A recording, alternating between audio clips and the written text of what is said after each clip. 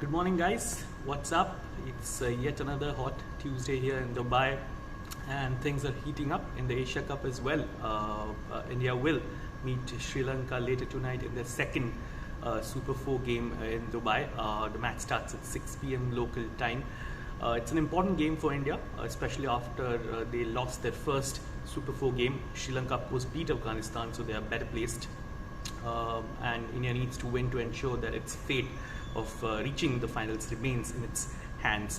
We'll touch upon this game in a little more depth shortly, but first let's talk about what happened on Sunday, round 2 of India versus Pakistan, which was every bit as thrilling as the first round.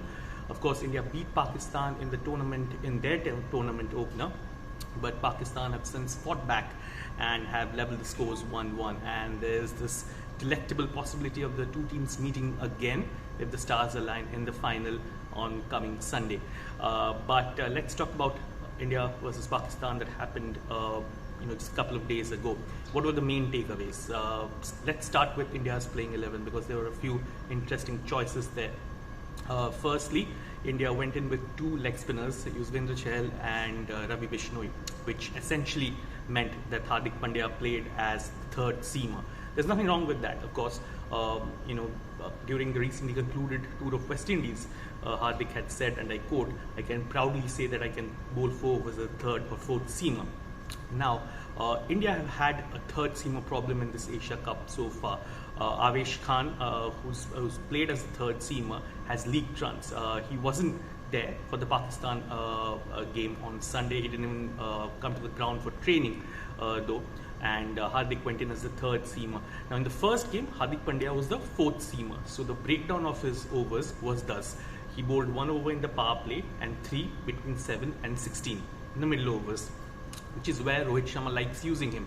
In all T20Is this year, Rohit Sharma has used Hardik Pandya as a middle over enforcer, what with his mix of quick short balls and the slow off cutters that he bowls, which are ideal for the Dubai wicket where India is going to play all its matches. The wickets in Dubai tend to be a bit too paced, so it suits Hardik Pandya. But in the second face-off against Pakistan, where Hardik was the third seamer, the breakdown of his overs changed to 1 over in the power play, 2 in the middle overs, and 1 at the death. He had a forgettable evening with the ball, Hardik. He bowled 4 overs for 44 runs and took just 1 wicket. Now, this is not to say Hardik can't bowl at the death, but Hardik, if you look at the numbers, really does between 17 to 20. He bowls bulk of his overs between 7 and 16 and occasionally in the power play. He did the same for Gujarat Titans, with whom he won the IPL title earlier this year. But yeah, I mean, all of this points to just that one problem that India seem to have in this tournament. That's the third seamer problem. So it will be interesting to see what India do against Sri Lanka tonight, whether they go in with Hardik as the third fast bowler or bring in Avesh back if he's fit and fine, and then resort to that old combination of 3 specialist fast bowlers, 1 specialist spinner, and 2 all-rounders, and which would include, of course, Hardik and Akshar Patel, who would then be a like-for-like replacement for Ravindra Jadeja. Moving on to the second point, Dinesh Karthik missing the cut and Rishabh Pant getting the nod. Now, this is a question that I think India will be hard-pressed to find an answer to as the World Cup approaches, because BK and Rishabh, as we have discussed earlier as well, are fighting for a very specific spot. That is the spot of finisher. It's not the wicket keeper's spot they are vying for. And DK's role has been very specific ever since this IPL and in all the T20Is that he has played for India this year. His role has been to finish games for the team, whereas Rishabh is someone who can float up and down the order. Plus the fact that he's a left-hander tends to be playing in his favor as well. And as we all know, there's a paucity of left-handers in India's 11. So what India do today will also probably give a better idea of what their mindset is going into the World Cup. Let's not forget, they also have 6 T20Is lined up after the Asia Cup: 3 against South Africa, 3 against Australia, all at home. So they still have a chance to figure out, the makeup of the 11, because by now the general assumption is that they know the squad of 15 or 17 that will go to Australia. It's about finding out, fine-tuning the 11 that could take the field in their first game at the World Cup. So yeah, I mean, both DK and Rishabh will be on the edge of their seats.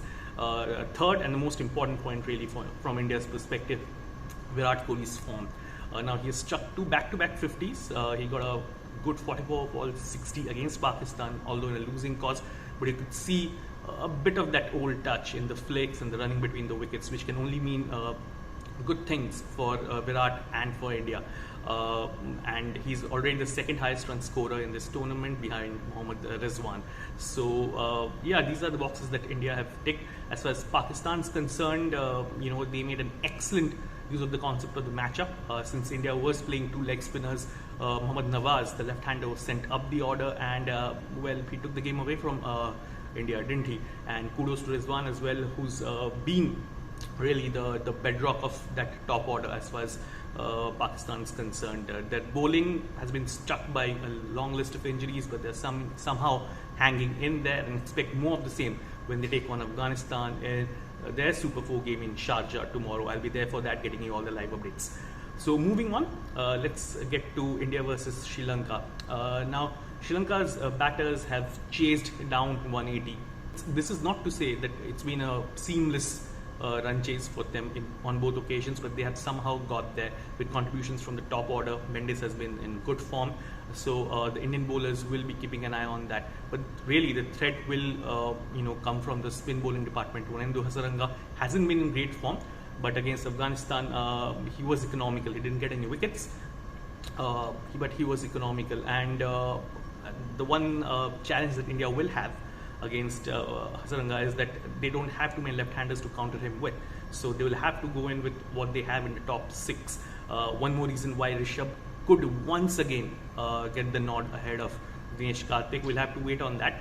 But I'll be at the venue soon and we'll be getting you all the updates from that game. Until then, thank you so much.